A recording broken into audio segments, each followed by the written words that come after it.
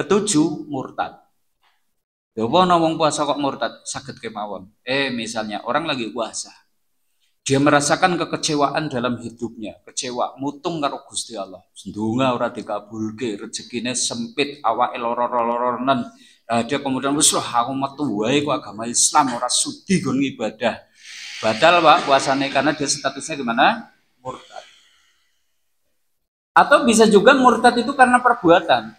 Lagi puasa, neng ada orang mungkin sujud-sujud kepada batu atau mungkin pohon besar dalam rangka apa? Takdim, pengagungan kepadanya. Ya sudah, ini dianggap batal keislamannya. Kalau lagi puasa, yuk puasanya berarti batal. Atau juga murtad karena pemikiran, akidah, keyakinannya itu berubah. Aslinya niku yakin Gusti Allah niku ahad. Barang terpengaruh mungkin bacaan-bacaan, koyone kok sing bener trinitas ya, bahwa Tuhan itu ada 3 unsur. Dia berubah di keyakinannya, bisa membatalkan keislamannya. Kalau Islamnya batal ya berarti batal juga puasanya. Nah, jika kemudian dia kok berpikir ini, wah aku tak tobat lah, tak melebu Islam meneh, berarti hari-hari di mana dia itu tadi tidak puasa nanti harus dipotong.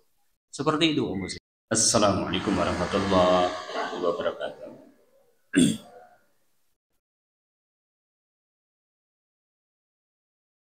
Alhamdulillah nahmaduhu wa nasta'inuhu wa nastaghfiruh wa na'udzu billahi min shururi anfusina wa min sayyiati a'malina may yahdihillahu fala mudilla lahu wa may yudlilhu fala hadiya lahu. Asyhadu an la ilaha illallah wahdahu la syarika lah wa asyhadu anna Muhammadan abduhu wa rasuluh. Allahumma shalli wa sallim wa barik ala Muhammadin wa ala alihi wa ashabihi man tabi'ahum bi ihsanin ila yaumiddin. Amma ba'du, fa ya ibadallah usikum wa iyaya bi taqwallah. Faqad qala Allah ta'ala ya ayyuhalladzina amanu taqullaha haqqa tuqatih wa la tamutunna illa wa antum muslimun. Wa qala Rasulullah sallallahu alaihi wasallam man sawma ramadhana imanan wa ihtisaban ghufira lahu ma taqaddama min dhanbi. Faqala rubba sha'imin laysa lahu min jami'il al-ju' wa rubba qa'imin laysa lahu min qiyamihi nasa. Sadaqallah wa sadaqa rasul. Bapak Ibu, saudara-saudari kaum muslimin rahimakumullah, baru saja kita melalui hari ke-27 dari bulan Sya'ban dan kita baru saja masuk ke hari ke-28 ya. Berarti hitung-hitungan Ramadan tinggal 3 hari lagi. Waktu yang tinggal 3 hari, jangan lupa untuk terus berdoa supaya kita dipertemukan dengan Ramadan. Allahumma sallimni ila Ramadana wa sallimni Ramadana wa tasalamhu minni mutaqabbalah. Karena tetap belum jaminan nih bahwa kita itu masih bisa bertemu dengannya sekalipun mungkin tinggal.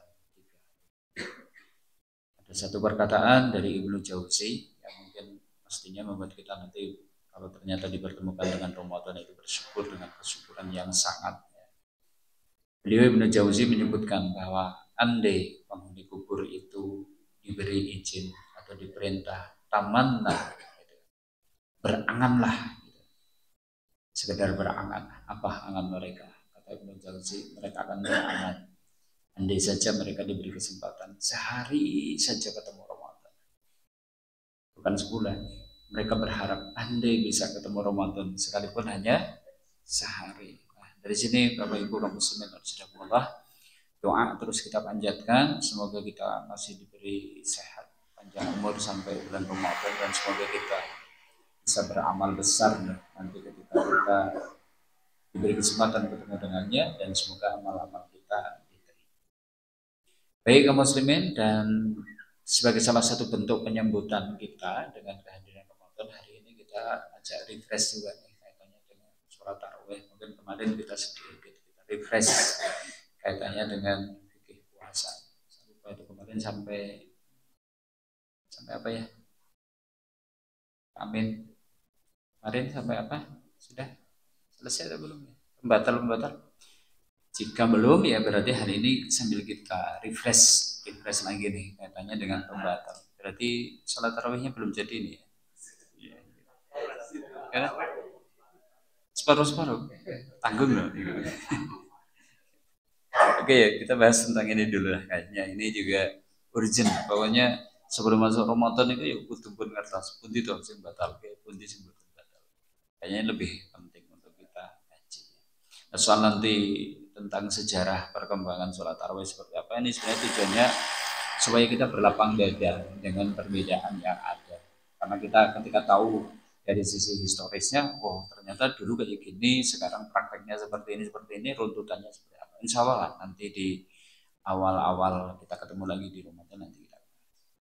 Baik kaum muslimin, termasuk diantara perkara pokok ini, karena rubba sha'imin laisa lahu min syami'in al-ju'. Berapa banyak orang yang puasa nggak dapat apa-apa dari puasanya kecuali lapar. Kayaknya rugi banget. Gitu.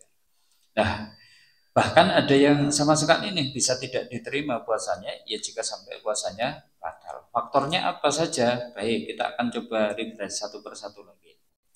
Satu ini yang pembatal puasa yang pertama ini, makan dan minum disengaja. Gimana? Yang pertama? Kalau tidak sengaja, ya nggak masalah, karena Nabi bersabda seperti itu. Ini dalam Sunan At-Tirmidzi disebutkan itu. Qala Rasulullah sallallahu alaihi wasallam, Rasulullah sallallahu alaihi wasallam itu bersabda, man akala au syariba nasian, man sapa wonge akala dheweke niku akan dahar au syariba atau minum nasian dikarenakan lupa. Fala yuftir, jangan medot, maksudnya lanjutkan puasanya. Bahkan kata Nabi, fa inna ma huwa rizqun razaqahullah. Makan dan minumnya karena lupa itu justru ternyata rezeki yang Allah karuniakan kepadanya. Jadi jangan dikira bahwa rezeki itu harus didapat dengan jerih payah, banting tulang, peres keringat. Enggak, ada yang rezeki justru didapat dengan lupa. Jadi ya omongannya Ronggo Waras itu ya kadang ya mungkin ya ada yang kurang pas juga gitu. Nah, menurut Ronggo Waras itu kan begja-begjane wong kang eling lan waspodo kan gitu kan. Tapi ternyata ini ada orang yang begja anu ra eling. Ora eling kan apa? Anu kelalen ki malah bejo gitu loh, Pak. Bejo apa? Ya dadi entuk rezeki kok. Jadi orang yang kalau di bulan Ramadan itu lupa makan, lupa minum, miderek Nabi justru apa? Rezeki. Tapi lo nek dulurin jenengan lagi pikantuk diparingi rezeki kali Gusti Allah, ojo terus dindek diengit delingke niku jur kesik, Pak. Jadi ngantos tanduk-tanduk sik nembe terus yuk lho mbok iki lagi puasa usia gitu kan. Nek lagi nembe nyekel gelas niku ampun terus dindek gitu kan. Poso gitu kan. Berarti arep duwe rezeki jenengan sing ndek rezekine gitu kan. Sudah selesaikan dulu wis rampungan tanduk pindo Bu jenengan kan lagi poso gitu kan dan seterusnya gitu. Nah, karena memang itu rezeki. Cuma kayaknya nih bulan Ramadan kelalen rada susah Pak gitu kan. Karena kebanyakan orang ya puasa. Tapi kalau Senin Kamis lupa dah bisa jadi gitu. Wis niat Senin poso gitu kan. Nah, ngerti-ngerti kok ndahar menduan sepiring kupat telu gitu kan dan seterusnya. Barang wis wareg pripun? Iki dina Senin tau. Wah, aku puasa ki. Ah, itu namanya apa? Rezeki yang Allah karuniakan kepadanya. Oke, kita garis bawahi. Berarti yang batal adalah makan, minum disengaja. Kalau lupa nggak apa-apa. Kilo dongo, nek pas sahur niku ya Allah beli saya rezeki lupa ya Allah gitu kan. Jadi ini berbagai kelalen. Yang kedua, muntah disengaja. Sekalipun ini nanti berbeda pendapat ya, tapi ini menjadi pegangan dari Imam Syafi'i termasuk Imam Ahmad, muntah disengaja itu batal. Berdalil hadis ini. Ya. Man dara'ahul qai falaisa alaihi qadu'un. Man sapa wonge dara'ahul qai didesak muntah, maka tidak ada kewajiban qada baginya. Tidak ada kewajiban. Berarti puasanya terus lanjutin. Yang didesak itu gimana? Ya tidak nyengaja. Mungkin kita melakukan perjalanan gitu kan. Kena wong desa biasanya numpake telompak kol bukaan, lho iki numpake Fortuner gitu kan, asenan meneh. Paling Karangkobar wis kena nikang-nikung hoak hae. Nah ini enggak batal yang seperti itu. Kenapa? Didesak muntah. Naik kapal feri juga seperti itu. Pengalaman dulu pernah kayak gitu. Gaya numpak kapal pengen lihat dari lambung nonton laut gitu. Walah malah kemleyengnya pol-polan, jebul deso gitu kan, jebul deso gitu kan, jebul ruang gunung gitu ketahuan. Nah yang seperti itu masuk kategori daro ahul koi, didesak muntah, tidak batal. Nah, terus wamanis tako amdan, adapun orang yang muntahnya itu amdan, disengaja, mungkin dengan memasukkan jari itu ke tenggorokannya supaya isi perut dikeluarkan, wal yakti, maka hendaknya dia mengkodok, artinya puasanya itu batal. Dan ini menjadi pegangan dari Sufyan Ats-Tsauri, Imam As-Syafi'i, Imam Ahmad, dan Ishaq bin Rawahah seperti itu. Nah, segolongan ulama berpendapat bahwa hadis ini tidak sampai kepada derajat sahih. Makanya baik muntah sengaja maupun tidak sengaja, segolongan ulama berpendapat ini tidak batal. Ya cuma karena di negeri kita kebanyakan bermadzhab Syafi'i, memang pakailah pegangan yang ini bisa muntah disengaja. Ini yang kedua, kaum muslimin. Yang ketiga, pembatal yang ketiga nih, bersenggama, jima. Saya dipahami? Ada bujang-bujang? Aduh, iya, jelas kayak gitu. Tapi ini penting untuk didefinisikan. Bersenggama itu maksudnya gini. Jika kelamin ketemu dengan kelamin, sampai kemudian kalau diibaratkan itu timba masuk ke dalam sumur, saya dipahami ya? Hitan ketemu hitan sampai diibaratkan timba masuk ke dalam sumur arep mlebune pisan ke arep ngantek rampung apa ora, itu namanya sudah berhubungan badan dan itu batal. Bisa dipahami nggih? Sekalipun nggak selesai gitu. Itu batal. Nah dalilnya ini dalam Sahih Al-Bukhari. Jadi diceritakan begini, Ja'a rajulun ila Nabi sallallahu alaihi wasallam. Satu saat ada seorang laki-laki sowan dumateng Nabi sallallahu alaihi wasallam. Faqala kiambaipun lajeng matur. Innal akhiru waqa'a ala imra'atihi bi Ramadan. Ketiwasan ya Rasulullah kula niku dolanan kali bojo kula malah bablas teng wulan Ramadan. Geleweh ning suwe-suwe pripun? Bablas. Bablas dalam tanda petik ya, kaitannya dengan ini. Nah orang ini cerita seperti itu maksudnya apa? Nggih nyuwun fatwa dumateng Nabi tentang status puasanya karena ini dilakukan di siang hari di bulan Ramadan. Apa jawaban Nabi? Nabi lajeng ngendika niki. Atajidu matuharriru raqabah.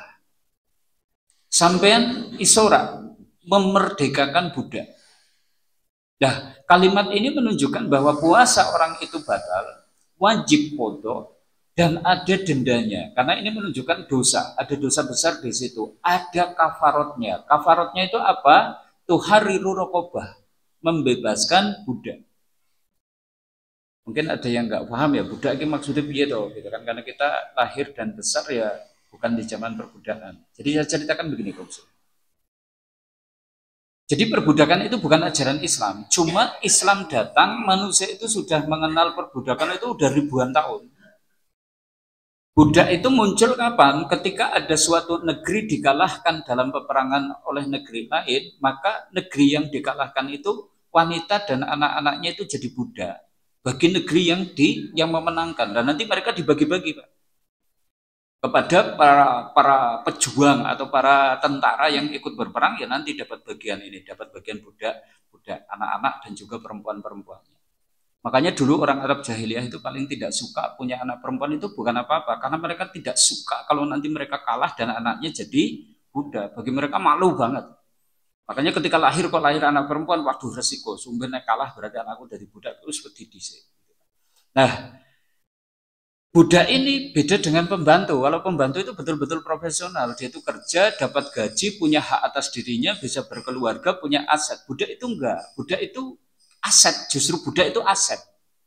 Tidak punya hak atas dirinya, tidak punya hak untuk memiliki aset kekayaan, gitu dan seterusnya. Bahkan anda dia Muslim, dia tidak berkewajiban untuk sholat jamaah. Dia itu harus justru khidmat kepada majikannya. Sama majikannya nanti seperti komoditas barang dagangan bisa diperjualbelikan. Nah, dulu makanya ada pasar budak, jual beli budak itu ada. Islam datang, nah kenapa Islam tidak langsung mengharamkan perbudakan? Kalau nanti langsung mengharamkan zalim, karena budak itu ibarat aset yang dimiliki seseorang. Tahu-tahu kok diharamkan, ya berarti orang itu harus kehilangan mungkin aset dalam jumlah besar. Cuma Islam sangat menganjurkan orang beriman itu untuk memerdekakan budak. Nah, salah satu wujudnya banyak perkara dosa dalam Islam, tebusan atau kafaratnya itu adalah memerdekakan budak. Salah satunya ini.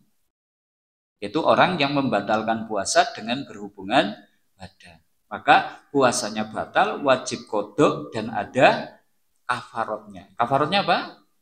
Membebaskan budak atau memerdekakan budak. Nah, dimerdekakan ya berarti sudah dilepas status dia jadi orang merdeka, boleh nikah, boleh berkeluarga, boleh memiliki aset, boleh bekerja ke tempat lain dan seterusnya. Nah, ketika ditanya seperti itu, orang yang nanya kepada Nabi itu kemudian menjawab, lah, waduh kula mboten gadah Rasulullah. Nah, orang tidak punya budak berarti wong miskin. Ya, wong sugih niku mesti duwe budak. Entah itu mungkin penjaga hewan ternaknya, penjaga kebunnya, sebagai pelayan di rumahnya dan seterusnya. Itu pekerjaan-pekerjaan budak pada waktu itu. Orang ini nggak punya budak. Maka karena nggak punya budak, Nabi memberikan alternatif kedua. Kafarat alternatif kedua apa? Ini. Batas tati'u ang tasuma syahraini mutatabi'ain. Sampean sanggup ora? Nek puasa 2 bulan berturut-turut, syahro ini mutatabi'aini. Nek puasa 2 bulan tok, itu jadi masih enteng, Pak. Hitungannya 2 bulan kan berarti swidak dino gitu kan. Soal arep diamalke let-letan sehari puasa sehari tidak, sehari puasa sehari tidak enggak jadi masalah. Tapi syahro ini mutatabi'ain, 2 bulan berturut-turut. Berarti jenengan wis oleh 40 terus raose kesel, wah puasa terus 40 dino gitu ya, tak leren sik lah tanpa udur. Enggak puasa seminggu, ya sudah nanti hitungannya dari awal lagi. Abot ojo wani-wani, Pak. Mulane ojo wani-wani batal dengan cara seperti itu. Makanya kadang kula niku deg-degan, nek enten sing duwe gawe nggojokke anak ki nang bulan Saban niku jenenge deg-degan. Terus sing duwe bojo wong liya aku sing deg-degan itu. Maksudnya deg-degane mbok pengantin barune iki nganti ngeblas nang bulan Ramadan gitu. Pengantin anyar langsung ketemu Ramadan. Tantangannya agak berat gitu, Pak. Karena tadi kalau sampai bablasan ada dendanya. Itu puasa 2 bulan berturut-turut. Nah orang ini jawab lagi, wah nek puasa 2 bulan berturut-turut kula mboten sanggup ya Rasulullah. Nabi masih baik, kemudian memberikan alternatif ketiga. Apa tajidu matut imu bihi sittina miskinan. Ya wis, sampean sanggup enggak memberi makan kepada 60 orang miskin? Maksudnya sekali memberi makan, berarti mungkin bikin nasi bok untuk 60 orang. Nah, wong niki wong anglo meneh lho, wah jan kula niku nggo mangan ki mbak mawon cek kurang-kurang kok Rasulullah napa meneh kok kon bagi-bagi dumateng tiyang swidak. Mboten sanggup ya Rasulullah. Ya, inilah hebatnya Islam rahmatan lil alaminnya gini. Karena Nabi itu begitu tahu bahwa orang ini enggak punya kekayaan untuk ngasih orang miskin, beliau langsung ke belakang. Tahu-tahu fa'utiya Nabi sallallahu alaihi wasallam bi arokin fihi tamrun wa huwa zabilun. Betul Nabi itu betul sak keranjang kurma mbleketet, Pak. Ku sak keranjang itu. Ajeng ya mbak ibu Nabi niku lajeng ngendika atim hada angka ya wis nek sampean ora iso paring makan kepada 60 orang miskin nih sekeranjang kurma ini gowonen bagikan kepada tetangga-tetanggamu yang miskin itu 60 orang. Jadi dawuh kados niku malah kiyabaipun aja matur. Ala ahwajamina ma baina labaitaha ahlu baitin ahwajuwina. Duh Rasulullah. Nang kampung kula niku sing paling melarat niku mboten enten sanes nggih kula tok niku. Ya kan golek wong swidak sing miskin-miskin niku mboten enten. Wong paling melarat nggih niku kula tok gitu. Lah Nabi guru senyum-senyum iki wong melarat ning ngeyele pol gitu. Sehingga kemudian dikatakan oleh beliau, Fa'at imhu ahlaka, wis gowonan boleh, iki kurma buat kamu dan keluargamu. Enak banget, Pak. Batal puasanya malah itu hadiah apa? Kurma sak keranjang. Oh berarti kesimpulannya gitu Ustadz. Berarti kalau kita itu batal di siang hari bulan Ramadan dengan berhubungan badan, nanti kita dapat hadiah sekeranjang kurma. Kayak gitu? Kayak gitu? Bukan. Ya tadi puasanya batal, wajib qadha, ada dendanya. Dendanya apa? Karena kita tidak di zaman budak, ya sudah masuk ke alternatif kedua. Puasa 2 bulan berturut-turut. Nek boten sanggup, ya sudah memberi makan 60 orang miskin. Loh, kok ternyata wong miskin tenan gitu kan? Ya sudah, malah dapat bagian santunan gitu kan. Gitu. Sama nanti kayak kasus mungkin kemarin kita sudah bahas ada orang-orang yang dapat keringanan boleh tidak puasa. Di antaranya orang jompo. Kebetulan kita kalau ketemu ada orang sudah jompo, miskin, sebatang kara gitu kan. Jompo sudah nggak mampu di bawah puasa, ya sudah nggak wajib qadha, cukup fidyah. Dan bareng kon fidyah dia ternyata miskin. Sementara nggak ada kerabat yang mungkin bisa membayarkan fidyahnya itu tadi, ya sudah gugur kewajiban qadhanya, gugur kewajiban fidyahnya. Bahkan lingkungan masjid atau mungkin tokoh masyarakat justru malah wajib kemudian memberikan santunan. Ya wis mbah, sampean boten poso pun boten fidyah. Bahkan jenengan iku kebutuhan wulanane napa kemawon, mangke dipun cekapi. Nah, seperti itu Islam. Belajar dari kasus orang yang batal dengan berhubungan. Ini yang ketiga, kaum muslimin, pembatal yang ketiga. Nah, yang keempat sekarang ini, keluar mani disengaja. Ini tolong nanti bapak-bapak yang mungkin punya anak yang baru balik dan seterusnya ya sambil dinasehati, diajari. Ini loh nak, kamu itu sudah balik. Nanti kalau keluar mani disengaja itu batal. Batalnya dengan didalil apa? Dikiaskan dengan jima tadi. Ya.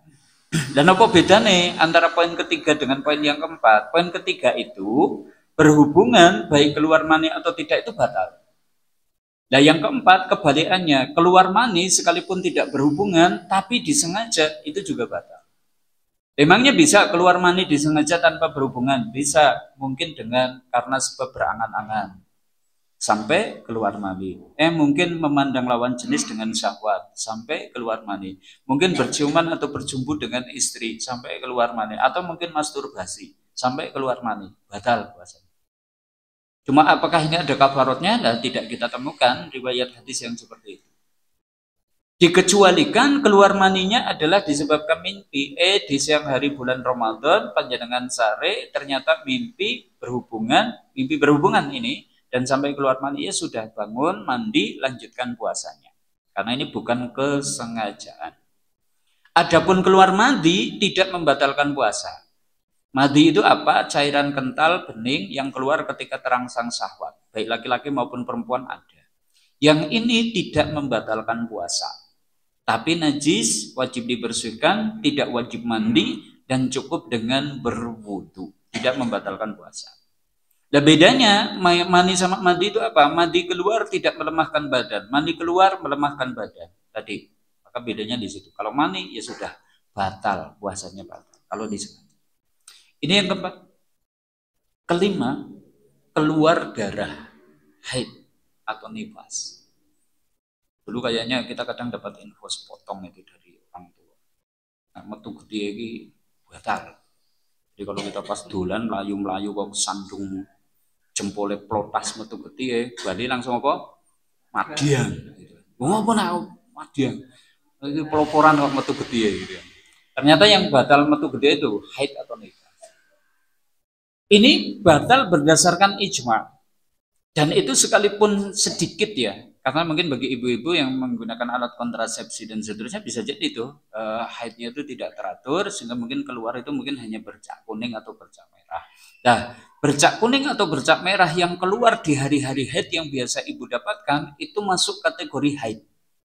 Bercak kuning yang keluar di hari-hari suci maka tidak diperhitungkan. Tapi kalau misalnya biasa tanggal 10 haid, ini kok tanggal 10 kok munculnya cuma bercak kuning atau bercak merah, ya sudah itu haid. Artinya sekalipun sedikit. Ketika puasa ya berarti batal. Nah, termasuk andai keluarnya itu sesaat menjelang buka puasa sedikit dan kurang 3 menit wae jane wis arep adzan maghrib.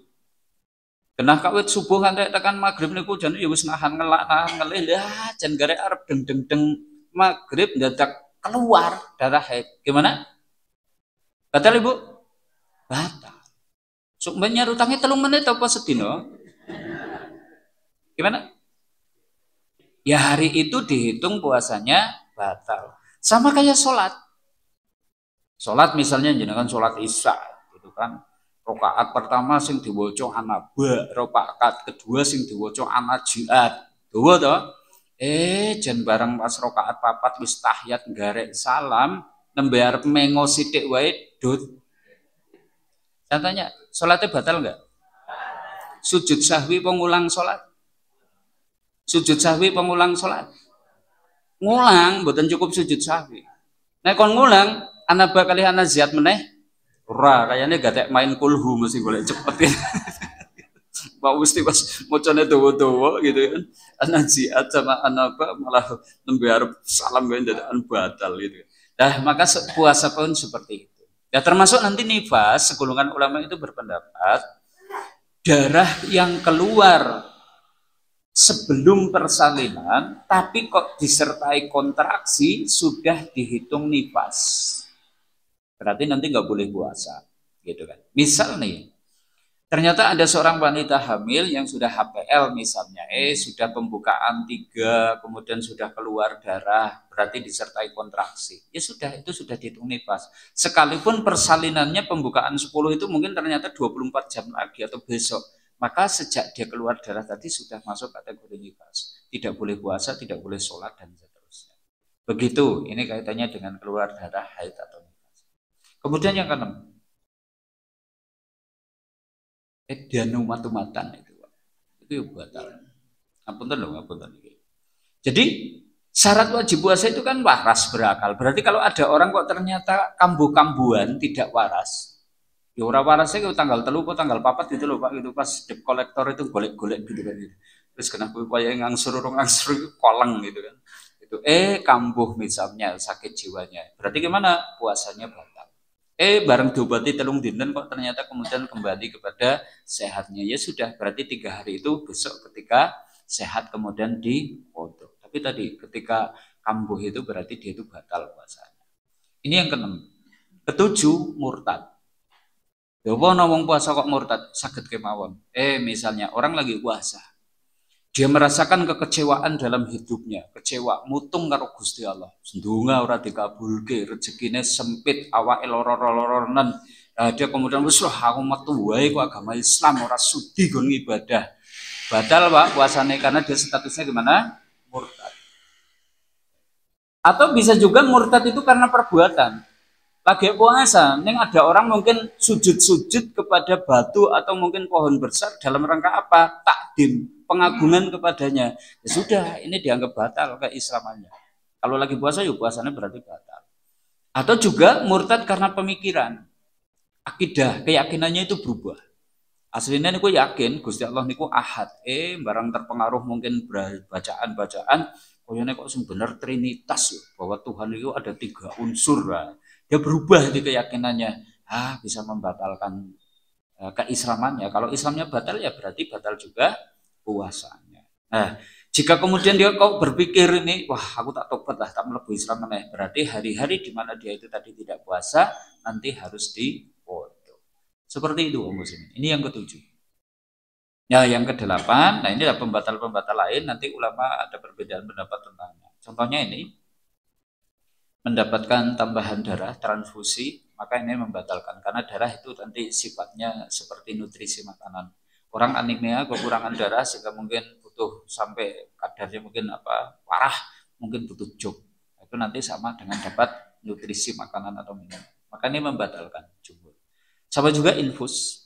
Karena ini fungsinya juga orang bisa bertahan tidak makan, tidak minum kalau dapat infus. Mungkin ada orang komitmen pokoknya aku loro ning aku harap tetap puasa gitu kan, daripada sumben kodok malah habot. Bareng yang mlebu ning rumah sakit harus omnam kemudian diinfus, ya sudah batal. Kemudian ini injeksi. Cuma jumhur ulama berpendapat ini tidak membatalkan. Suntikan, entah itu suntikan KB atau suntikan yang lain, ini tidak membatalkan. Jumhur, mungkin sebagian yang ada yang menganggapnya batal.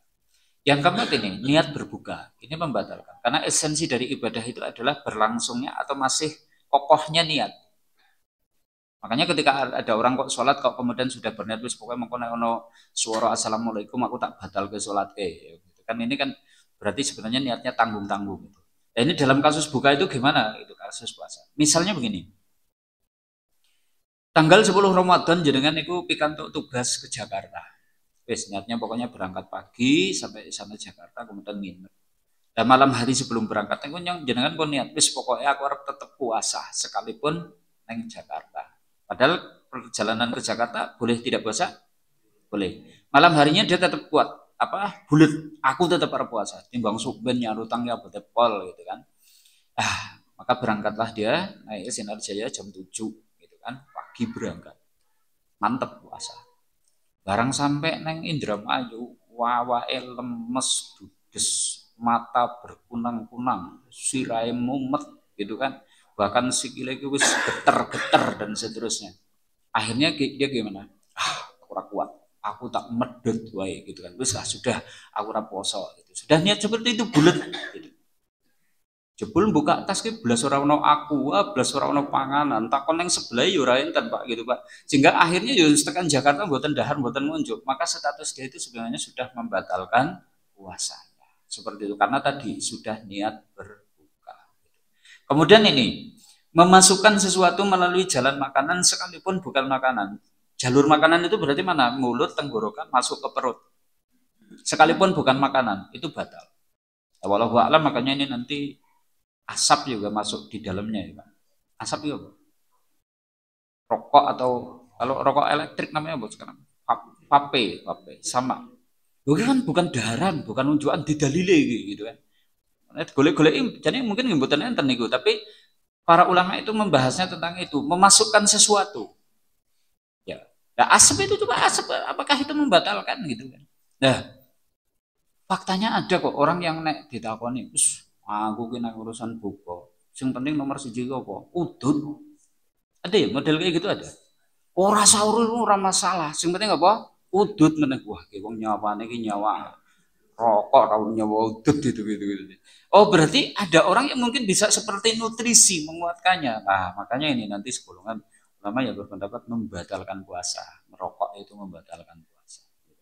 Nah, termasuk nanti ini segolongan ulama ada juga yang berpendapat ini memasukkan sesuatu melalui bukan jalan makanan. Kalau tadi kan mulut, tenggorokan masuk ke perut, ini enggak, mungkin telinga, mungkin mata. Makanya nanti di kalangan Syafi'iyah itu dibahas tentang boleh seberapa dalam kita itu boleh memasukkan sesuatu ke telinga, gitu kan dan seterusnya. Cuma ini nanti mungkin menurut jumhur enggak masalah. Cuma nanti segolongan gimana? Tadi sudah injeksi, suntik tidak jumhur tidak membatalkan. Cuma nanti mungkin ada ulama lain yang membatalkan, tapi jumhur mayoritasnya tidak membatalkan. Begitu kaum muslimin, ini 8 poin nggih sing membatalkan puasa. Ini agak maraton sedikit. Nah, sekarang kita lanjutkan aja. Yang tidak membatalkan. Soal nanti jenengan punya referensi yang berbeda betul apa-apa, yang penting jenengan punya beramal berdasarkan ilmu. Ini salah satu aja, salah satu wacana ilmiah terkait dengan hukum-hukum seputar puasa. Ini yang praktis-praktis saja. Satu ini, bermesraan dengan istri bapak-bapak boleh. Gak batal. Ini ya dalilnya. Karena Nabi Shallallahu Alaihi Wasallam yuqabbilu wa yubassiru wa huwa shaim. Bahwasanya Nabi Shallallahu Alaihi Wasallam itu mencium dan mencumbu istrinya padahal lagi puasa. Ini yang cerita Ibunda Aisyah. Yang cerita Ibunda Aisyah. Cuma Ibunda Aisyah juga menekankan wa kana amlakakum li irbi. Tapi beliau Nabi itu orang yang sangat mampu mengendalikan hawa nafsunya tidak sebagaimana kalian kata Ibunda Aisyah. Artinya secara umum sebenarnya mencium dan mencumbu istri saat puasa itu tidak membatalkan. Yang penting orang katanya geblas gitu loh Pak.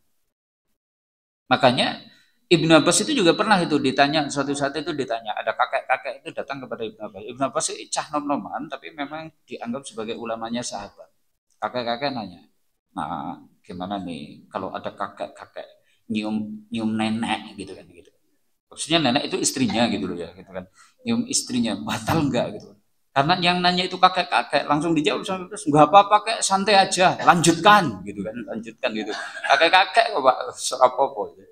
Nah keesokan harinya lagi ada nih kali ini pemuda dari tampang-tampangnya kayaknya yuk bekas pengantin anyar gitu, nonton pengantin anyar dia nanya Ibnu Abbas gimana nih hukum seorang suami mencium istrinya di saat lagi puasa ya sudah Ibnu Abbas langsung jawab peroleh batal gitu. Kenapa? Potensi untuk terjerumus kepada hubungan badan kayaknya sangat besar karena masih muda dan pengantin baru. Tapi secara umum berarti aslinya gimana? Tidak batal. Jadi kungkung kali mbah kakung monggo mboten napa-napa mbah gitu. Alah wis ora kober-kobero gitu kan kayak gitu kan. Biasanya nenek-nenek kakek-kakek kan kados niku wis ora kober. Ini satu nggih. Kaping kalihipun sing mboten batal nggih. Bersiwak. Apa? Ya mungkin bisa dikiaskan lah dengan sikat gigi. Kalau siwak itu Nabi itu suka banget kemana-mana itu pasti bawa batang kayu arok ya. Nanti kupas sedikit dalamnya itu kemudian batangnya itu bisa berserabut ya. Beliau itu suka kemana-mana itu bersiwak. Sampai ketika beliau berpuasa. Ini diceritakan oleh sahabat Musaddad ini. Musaddad itu cerita, Ra'aitu Rasulullah sallallahu alaihi wasallam yastaqu wa huwa shaim. Ya.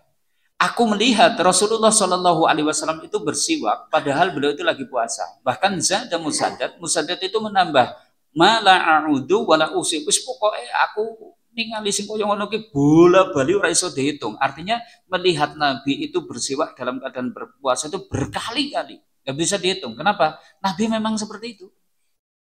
Bahkan Nabi kan pernah bersabda tuh, Anda tidak memberatkan umatku, sebenarnya akan aku wajibkan untuk bersiwak setiap kali hendak sholat. Tapi Nabi ngertos, koyone kok umatku ora kuat gini, sholat dadak sikatan gitu. Cukuplah wudu aja berkumur-kumur. Sempat bersabda seperti itu. Makanya ketika berpuasa pun beliau tetap bersiwak. Ini kaum muslimin. Berarti boleh sikat. Nah tapi itu Ustaz, ada hadis kan, waladhi nafsu Muhammadin biyadih lahulufu fami sa'im adyabu indallahi min rihil misik. Katanya bau mulut orang yang berpuasa itu lebih harum daripada minyak kasturi Ustaz. Dan bau mulutnya supaya lebih harum daripada minyak kasturi lah, kulo nggih mboten sikatan niku sebulan niku gitu. Ya bukan seperti itu, Pak. Itu besok di akhiratnya kan orang yang berpuasa bau mulutnya lebih harum daripada minyak kasturi. Ketika berpuasanya ya tetap dianjurkan menjaga kebersihan mulut seperti itu. Ini ya. Nah, kemudian gimana nih kalau pakai odol? Ini ada fatwa menarik ya. Nanti sepakat atau tidak sepakat silakan. Ini fatwa dari Syekh Abdullah bin Bas, Dewan Ifta ya, Kerajaan Saudi. Tidak mengapa. Ya, yang penting tetap menjaga agar tidak ada yang tertelan. Itu kenapa? Karena secara umum ya Nabi menganjurkan kita untuk menjaga kebersihan mulut. Bahkan tadi, kalau saja tidak memberatkan umatku, pasti aku perintahkan mereka bersiwak setiap sholat. Ini menjadi dalil. Cuma kadang pasta gigi terlalu manis dan minnya kadang juga terlalu kuat, bahwa itu mungkin mempengaruhi, ya mungkin sebagai kehati-hatian, mendingan sekedar bersikat gigi tidak apa-apa. Tapi pakai odol mungkin tadi itu diwaspadai. Karena ini fatwa ya, fatwa. Tidak menjadi sebuah kesepakatan para ulama. Begitu kaum muslimin. Yang ketiga, mengguyur air ke kepala ketika puasa boleh. Karena ada riwayat gitu. Laqad ra'aitu Rasulullah sallallahu alaihi wasallam bil ardi yasubu ala rasil ma. Sungguh aku melihat Rasulullah sallallahu alaihi wasallam di tempat pemandian yasubu ala rasihil ma, menuangkan air ke kepala beliau wahwa shaim, padahal beliau dalam keadaan puasa. Minal atas, entah karena saking hausnya atau minal har, atau mungkin saking panasnya cuaca di saat itu, beliau itu kemudian menuangkan air ke kepala. Boleh. Misalnya dengan aktivitas berlebih pas lagi puasa, badan terasa sangat gerah, cuacanya juga sangat panas. Buka kulkas, sirai lebok gitu kan, adem gitu. Orang yang ini gua di shower mawon shower gitu ya. Sing penting ampun kali mangap-mangap sidik gitu kan. Nah, itulah bisa potensi membatalkan. Terus pripun nek nyelam itu? Ya secara umum jadi nyelam gitu napa-napa. Yang penting tidak sambil minum air. Nah itu ya secara umum enggak masalah. Cuma tadi nanti karena ada segolongan ulama yang berpendapat masuknya air ke telinga itu bisa membatalkan juga. Gitu ya. 4, boleh berbekam sekalipun puasa. Ini ya. Anna Nabi sallallahu alaihi wasallam ihtijama wa huwa muhrimun wa ihtajama wa huwa shaim. Ya, Nabi itu berbekam padahal beliau itu lagi ihram, entah haji atau umrah, dan juga beliau itu berbekam padahal beliau dalam keadaan puasa. Apa? Bekam? Bekam itu apa? Itu kan ada metode pengobatan dalam Islam dengan cara dikop di titik-titik tertentu. Ya, ada umul mugis dan seterusnya, mungkin titik ginjal, titik paru-paru, titik jantung dan seterusnya. Nah, bekam itu ada 2, kering sama basah. Keringnya cuma dikop aja. Tapi kalau basah ya berarti nanti sambil dikeluarkan darahnya. Mungkin dengan dilancet, ditusuk-tusuk pakai jarum, atau dengan sayat, metode sayat juga bisa. Sayat tipis-tipis gitu. Dan nanti kemudian dikop lagi supaya darah di permukaan yang kotor itu dikeluarkan. Dan itu cukup efektif mengobati beberapa jenis penyakit. Karena itu memang ditetapkan secara syariat pengobatan dalam Islam diantaranya itu dengan hijamah. Dan ini tidak membatalkan jika dilakukan ketika puasa bagi orang yang sudah biasa. Nah, bagi orang yang tidak terbiasa dikeluarin darahnya nanti kok dimungkinkan pingsan dan seterusnya, ya tidak boleh. Nah, tentang berbekam ini segolongan ulama kemudian mengkiaskannya bolehnya donor darah bagi orang yang memang sudah terbiasa diambil darahnya 1 ampul, mungkin tidak ada masalah, ya silahkan saat berpuasa tetap boleh juga donor darah dan tidak membatalkan puasa. 5, boleh masih dalam keadaan junub padahal sudah masuk waktu subuh. Misalnya itu tadi malamnya berhubungan badan, bangun-bangun ternyata sudah, bahkan orang sudah sholat subuh pulang gitu dan seterusnya. Maka gimana nih, puasa atau enggak? Nah, ada satu riwayat yang membicarakan tentang itu dalam Sahih Muslim. Ana Marwana arsalahu ila Ummi Salamah radhiyallahu anha yas'alu an rajulin yusbihu junuban ayasum. Ini jadi suatu saat Marwan bin Abdul Malik, seorang khalifah di masa kepemimpinan Bani Umayyah, mengutus utusan untuk menemui Ummu Salamah. Ummu Salamah itu berarti janda atau istri Nabi SAW sepeninggal beliau. Untuk menanyakan tentang seorang laki-laki yang di waktu subuh masih dalam keadaan junub, apakah dia berpuasa? Maka dijawab oleh Ummu Salamah, karena Rasulullah Shallallahu Alaihi Wasallam yusbihu junuban, bahwasanya Rasulullah juga pernah di waktu subuh dalam keadaan junub min jima'in, karena hubungan badan, lamin hulumin, bukan karena mimpi, sumala yuftir, beliau ternyata tetap berpuasa walayakti dan tidak mengkodok. Artinya boleh masih dalam keadaan junub sekalipun sudah masuk waktu subuh, tetap puasa. 6. Masih boleh istinsyak. Apa istinsyak? Ini kesunahan dalam wudhu ya, menghirup air ke hidung. Jadi wudhu itu kan ada rukun yang memang wajib dilakukan. Kemarin sudah kita ingatkan. Apa saja rukun wudhu? Niat, basuh wajah, basuh 2 tangan sampai sikut, usap kepala, basuh 2 tapak kaki sampai ke mata kaki, kemudian yang ke-6-nya urut. Itu wajib.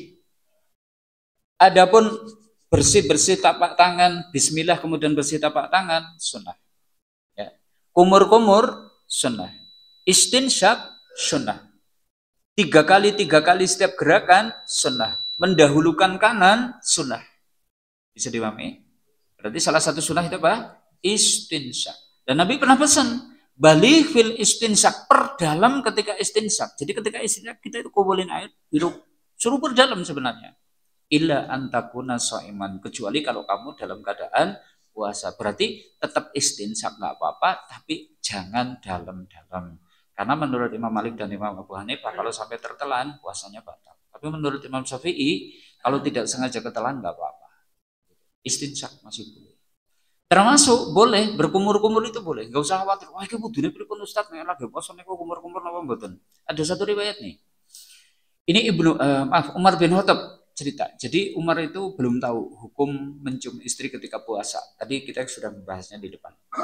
Hasastu yauman faqabaltu wa ana shaim. Suatu saat ya saya itu mencium. Tapi kula niku mboten genah Ustaz, nek mboten nganti 2 mangkok niku jenenge mboten genah niku. Niku buat asin apa dereng. Niku jenenge mboten nyicipi, niku kemaruk gitu kan. Nek kemaruk mbatalke puasa niku. Nah, Hasan Al-Basri itu disebut-sebut, padahal beliau itu ahli dalam urusan halal haram. Beliau ulama dari kota Basrah. Beliau itu biasa mengunyahkan makanan untuk cucunya. Jadi dikeruyuke dan makanya terus didulangke kepada cucunya. Padahal beliau dalam keadaan puasa. Pun jangan malu-malu nih ngelek separuh gitu dan seterusnya itu tadi batal. Nah, ini semua adalah rusuh. Termasuk salasma. Ngelek salasma itu ya kadang mungkin susah dihindari. Apa salasma? Apa salasma itu?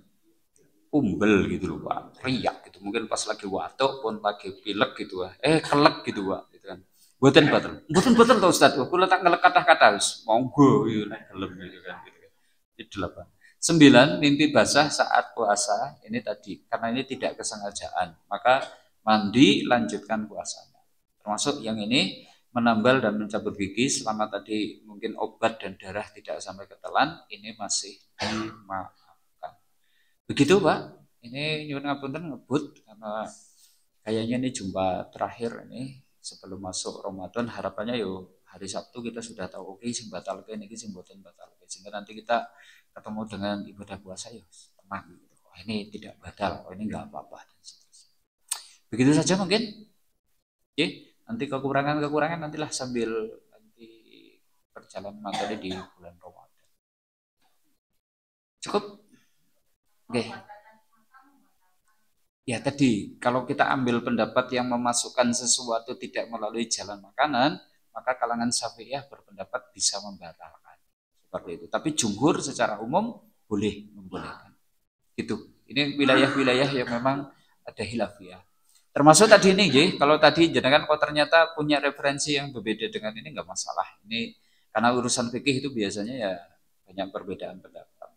Kita berlapang dada aja. Gitu ya, Ibu. Itu aja dulu dari kami. Gungi mapunten, mugi-mugi kula panjenengan tasih saged pinaringan kasugengan, sehat sampai Ramadan nanti. Semoga kita bisa beribadah di dalamnya, diberi taufik untuk beramal di dalamnya, dan semoga amal-amal kita diterima oleh Allah Ta'ala. Amin ya Rabbal Alamin. Monggo kita pungkasi kanthi doa kafaratul majlis. Bismillahirrahmanirrahim. Subhanakallahumma wa bihamdika asyhadu an la ilaha illa anta astaghfiruka wa atubu ilaik. Wa sallallahu ala nabiyyina Muhammad walhamdulillahi rabbil alamin. Assalamualaikum warahmatullahi wabarakatuh.